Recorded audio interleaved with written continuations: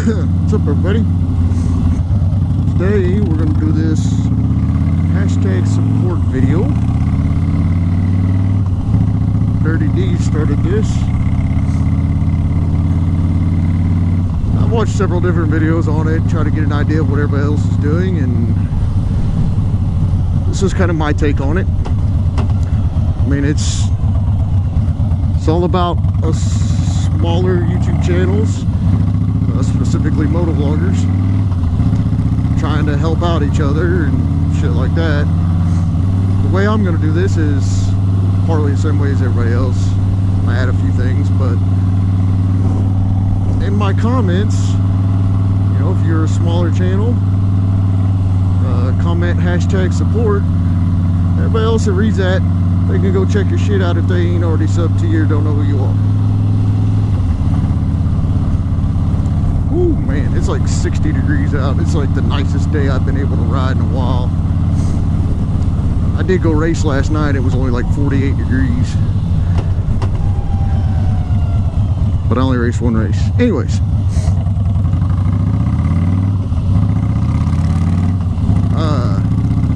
And then I'm going to give a little bit of advice here.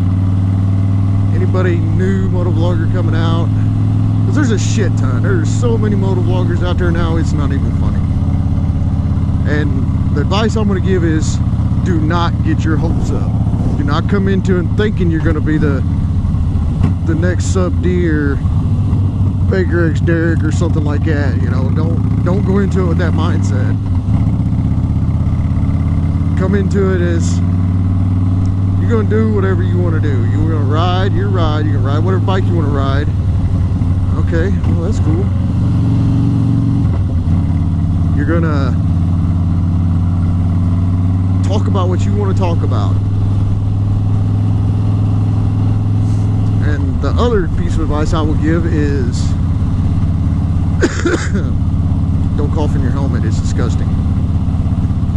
The other piece of advice I give is whenever you start this motovlogging, get into the community.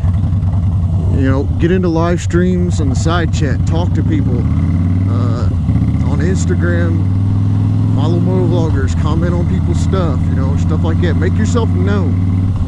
That's where I didn't. I started out this shit doing actually four-wheeler videos, because I've been watching a lot of off-road stuff, and I did a lot of off-road riding on my four-wheeler. So I started off doing it that way, and then I just immediately transitioned into riding and motovlogging. I was not a part of any community. I didn't try to get in any community for probably 3 months to 6 months after I started this. And that was my mistake. I might have a lot more subs than what I have now had I done it differently. But where I'm at right now, I'm pretty happy. Yeah, I mean, we can all say, oh, I don't give a shit about subs. I've said it before, we all care about subs. We all want as many subs as we can get, because we want as many people as we can watching our stuff. But do it the right way. And that's how, in my opinion, that's the right way. Get into live streams, side chats, people's Instagrams, you know, start following lots of motovloggers on Instagram, on Facebook, shit like that. That's how you get it big, or that's how you're going to grow your channel. You're not going to make it big, but you're going to grow your channel. You know, there might be that 1 out of 50 guy that's just like makes it huge, but not everybody's going to.